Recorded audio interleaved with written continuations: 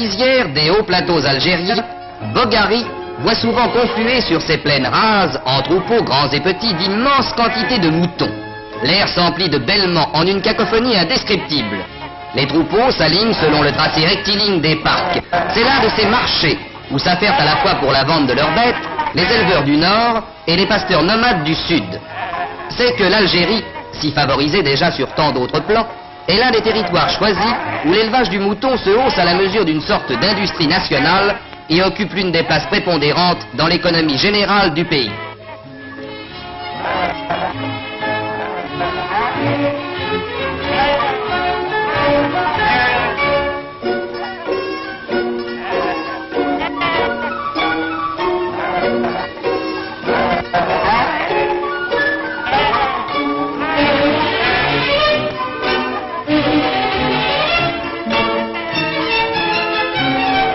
Ces troupeaux, dont le nombre est en perpétuel accroissement, l'Algérie a appris aujourd'hui à en rationaliser l'exploitation.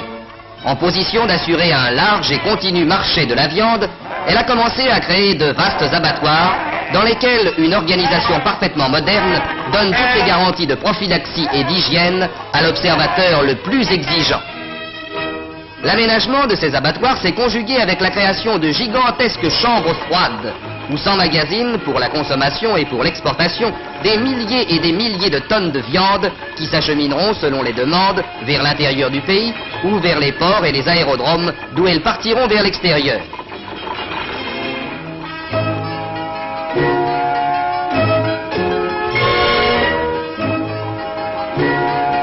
L'outillage le plus perfectionné a été utilisé pour faire de cette énorme installation frigorifique l'instrument nécessaire à la marche régulière de cette industrie de la viande appelée à prendre chaque jour de nouveaux développements. Dans cette action, l'administration, trop consciente de l'importance de ces projets, a mis au point un plan en phase d'achèvement qui constitue sous le nom de chaîne du froid un acheminement rationnel des centres de production aux centres de consommation et d'exportation.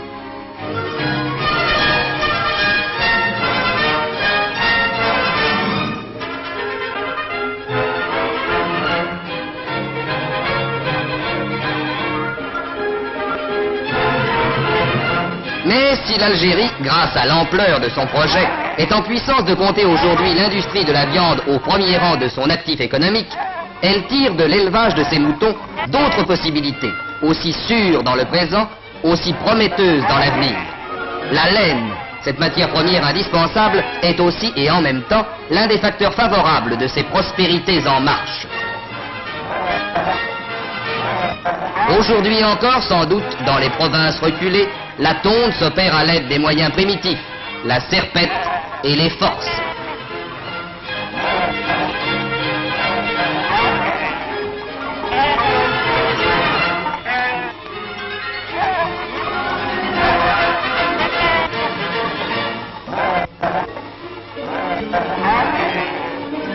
Mais dans les centres déjà, la tondeuse électrique a fait son apparition, plus rapide, plus efficace et moins désagréable.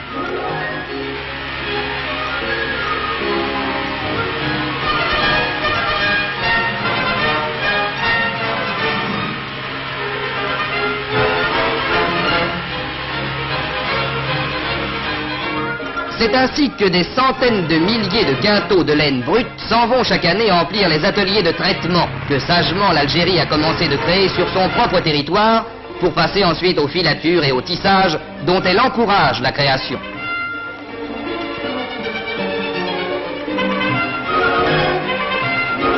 Déjà, plusieurs centres de traitement de la laine brute parfaitement outillés sont en mesure d'assurer le lavage, le cardage et le séchage d'une partie de la production lainière.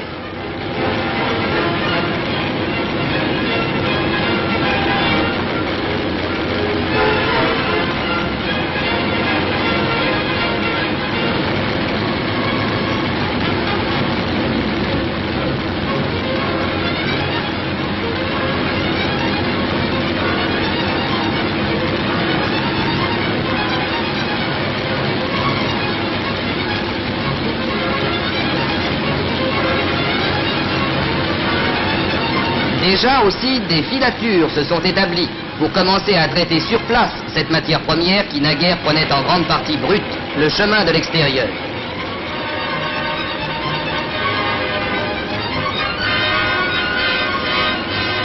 Déjà, enfin, quelques usines de tissage ont vu le jour, qui, à l'image des tissages métropolitains et selon les méthodes les plus éprouvées, se révèlent comme le point de départ d'une industrie à laquelle ne manque qu'une extension poussée pour devenir florissante.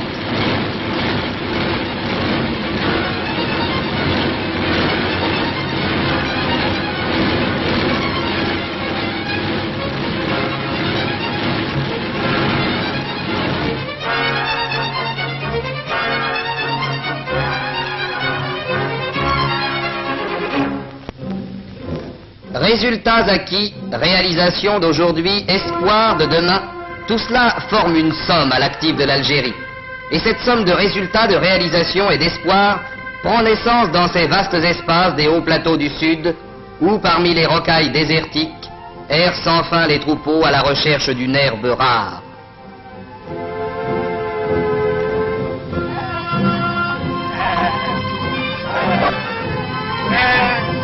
Là encore, en vue de régénérer des pâturages que le mouton ruine souvent à force de défoncer la terre pour y chercher le plus petit brin d'herbe, une administration prévoyante a mis en interdit de vastes superficies clôturées et gardées, à l'intérieur desquelles des herbes sélectionnées ont le temps de croître et de se reproduire.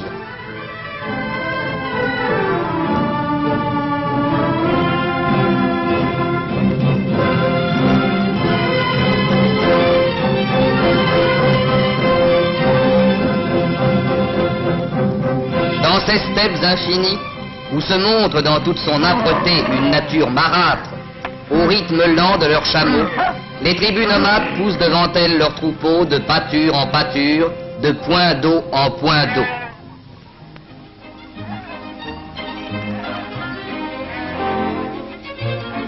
Le pâturage découvert, la caravane fait halte. Halte qui durera, selon les possibilités de nourriture du troupeau, un seul jour ou plusieurs. Les chameaux de bas déchargent les pauvres richesses de ces perpétuels errants. Les piquets sont plantés, une à une les tentes se dressent, les feux s'allument, la vie coutumière reprend dans ce village temporaire.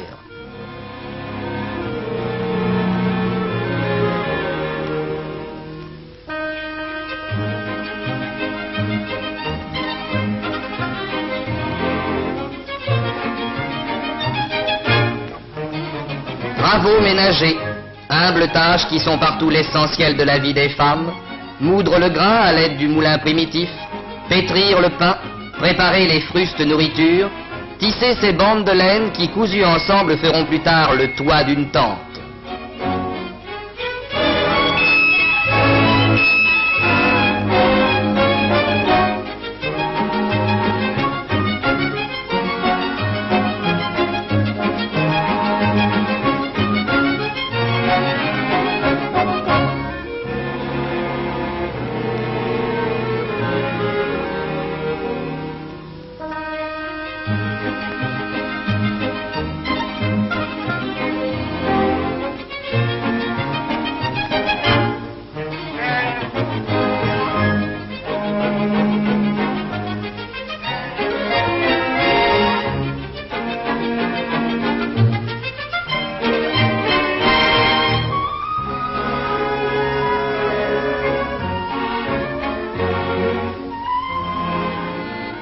Les moutons sont partout.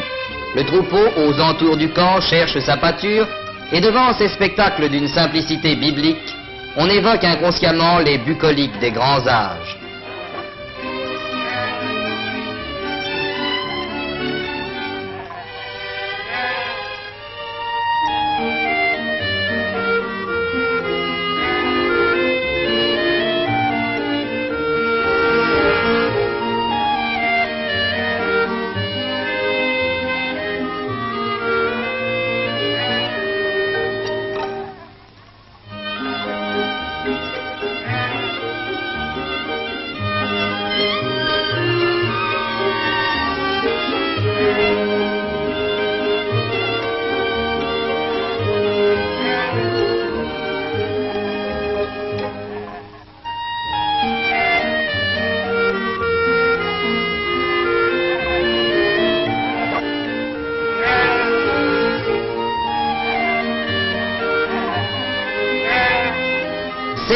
la vie des pasteurs des hauts plateaux s'est au cours du dernier demi-siècle considérablement améliorée. Les points d'eau chaque année sont plus nombreux. Ces points d'eau dont l'éloignement ou la sécheresse faisaient autrefois périr les troupeaux par milliers de têtes. Aujourd'hui, grâce à un programme d'équipement des terrains de parcours, des points d'abreuvement nouveaux ont été créés, réduisant les écarts d'antan et assurant d'une façon plus sûre la vie des pèlerins du désert.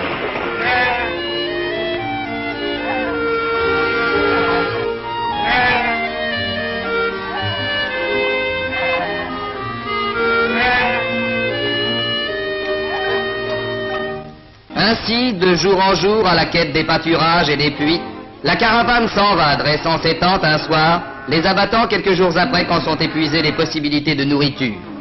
Les chameaux reçoivent à nouveau la légère construction du bassour, qui, recouverte d'étoffe, sera pour la route l'abri mouvant des femmes et des enfants.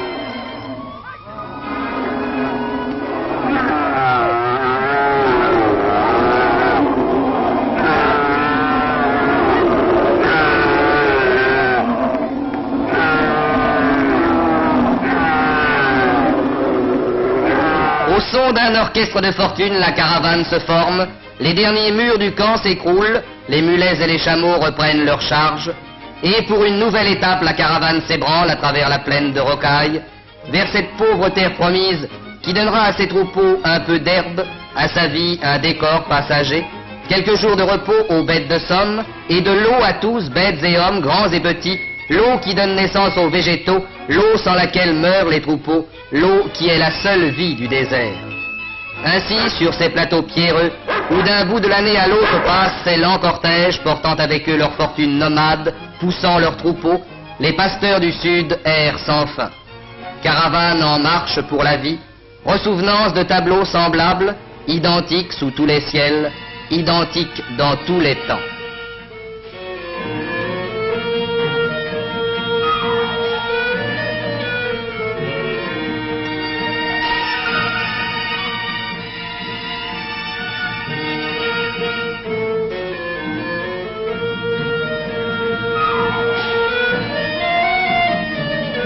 Mais aujourd'hui, pour cette tribu aux troupeaux nombreux et bien entretenus, une rencontre. La rencontre d'une famille pauvre dont le troupeau montre les signes d'une misère physiologique et d'un mauvais entretien.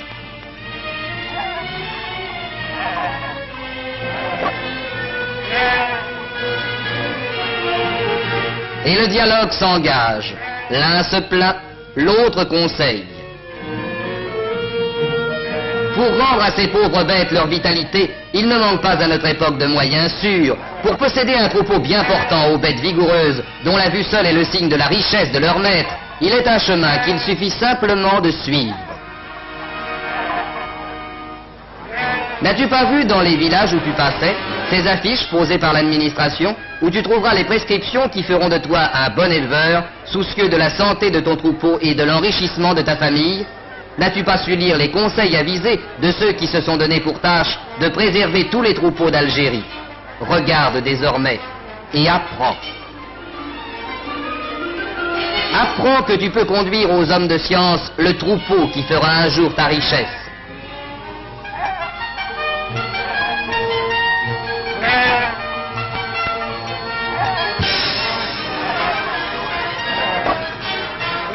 À Chabounia, que visitait l'an dernier le ministre-gouverneur général de l'Algérie, M. Nejlen, qui montrait ainsi l'intérêt qu'il attache à l'amélioration de notre sort, tu trouveras les soins éclairés qui rendront sains et forts tes moutons malingres. On poussera tes bêtes dans le bain anti-galeux, où, contraintes de passer, elles seront débarrassées de leurs parasites. Des piscines de ce genre, d'ailleurs, commencent à être aménagées partout. Et c'est ainsi que plus de 2 millions de moutons sont baignés chaque année pour l'amélioration de leur santé et pour le bien de leurs propriétaires. Conduis-y tes moutons, mon frère malheureux, et tu les retrouveras plus beaux et plus forts.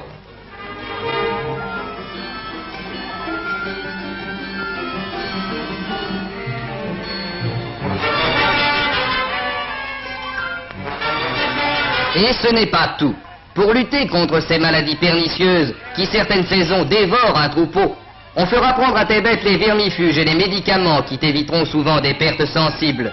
Déjà chaque année, plus de 5000 kilos de ces médicaments sont distribués à nos frères pasteurs.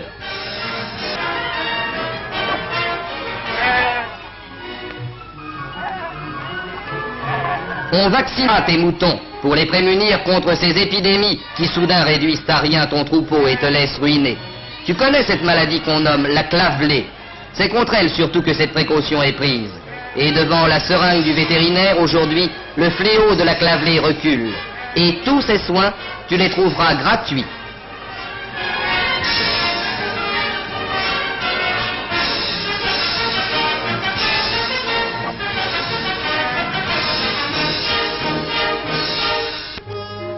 Je te dirai aussi qu'il existe à Maison Blanche un laboratoire où des savants et des experts cherchent tous les jours à te faire bénéficier d'avantages nouveaux. Là, le mouton fait l'objet de toutes sortes d'études expérimentales. Sa laine, ses parasites, ses virus, son alimentation, sa sélection, ses croisements fournissent autant de sujets de travaux qui apporteront aux éleveurs des armes efficaces et des succès nouveaux. Je te dirai encore que ces recherches, ces études, ces découvertes sont la base de l'œuvre d'amélioration entreprise pour notre bien par l'administration. À Tadmit, par exemple, qui est l'une des principales stations d'élevage du gouvernement général, tu trouveras le conseil et l'aide qui te permettront de hausser la valeur de ton troupeau. Là, on met en action les résultats des recherches des laboratoires. De magnifiques races de vins sortent maintenant de Tadmit, et tu pourras en bénéficier toi-même. Tu y verras les bêtes que tu pourras posséder un jour si tu veux bien suivre les conseils qui t'y seront donnés, si tu veux bien t'appliquer à mener ton troupeau selon les règles d'un élevage rationnel. Tu constateras toi-même à quels résultats merveilleux peuvent mener ces soins et ces précautions dont on t'instruira. Et tu pourras toi-même calculer quelle fortune sera pour toi la possession un jour de bêtes de cette qualité. Toutes ces créations sont faites pour toi comme pour moi. Tout cela est fait pour t'aider. C'est pour toi que ces bâtiments se sont dressés, que ce monde d'experts assure chaque jour un peu plus la valeur du cheptel algérien.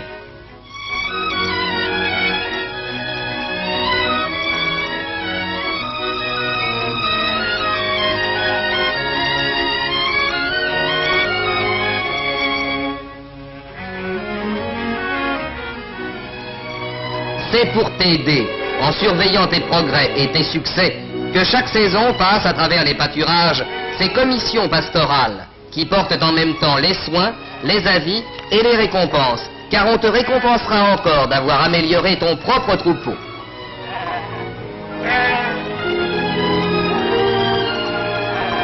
Tu seras peut-être un de ceux qui, par le simple souci de faire grandir la qualité de leurs bêtes, réussira non seulement à compter au nombre de ses richesses un nombre toujours croissant de bêtes sélectionnées que l'administration marque à l'oreille,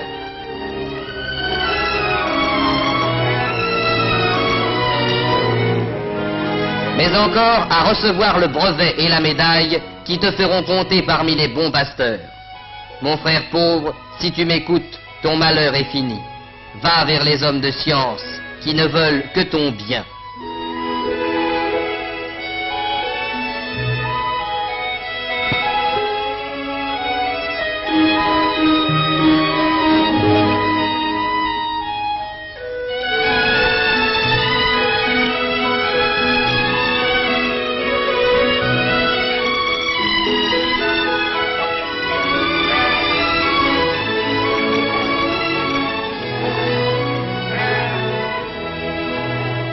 Ainsi s'établit le dialogue des deux pasteurs, et quand les deux cortèges se séparent, il semble qu'une victoire sur l'ignorance et la pauvreté vienne d'être gagnée. Car le misérable troupeau d'aujourd'hui, qui prend la route de Tadmit ou de Chabounia, sera un jour pareil à celui qui dévale vers l'oued tout proche. L'Algérie peut nourrir 6 millions de moutons. Ces 6 millions de moutons, un jour, demain peut-être, seront présents en troupeaux compacts et bien portants. Ce sera le miracle de l'effort. Ce sera le miracle de la science mise au service du bien public.